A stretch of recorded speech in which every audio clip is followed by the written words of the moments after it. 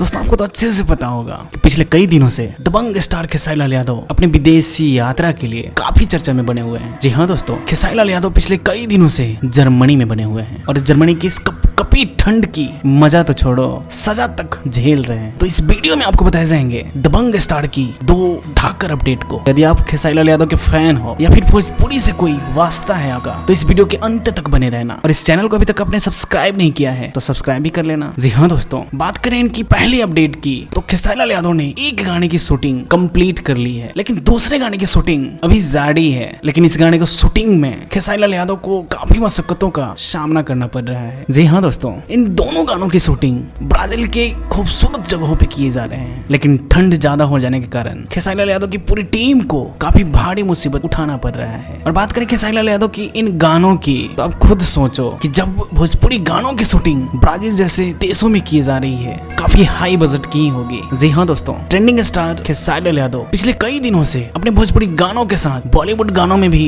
एक खासा जगह बना लिया है। और बताया ये भी जा रहा है कि खेसारी लाल यादव का अभी तक के लाइफ का ये सबसे बड़ा प्रोजेक्ट है। जी हाँ दोस्तों, ट्रेंडिंग स्टार खेसारी लाल यादव बस थोड़े ही घंटों की बात है, इन दोनों गानों की शूटिंग कंप्लीट कर ली जाएगी। और फिर जैसे ही रिलीजिंग डेट को लेकर कोई भी अपडेशन आती है ना, तो इस चैनल पे आपको तुरंत ही बताए जाएंगे।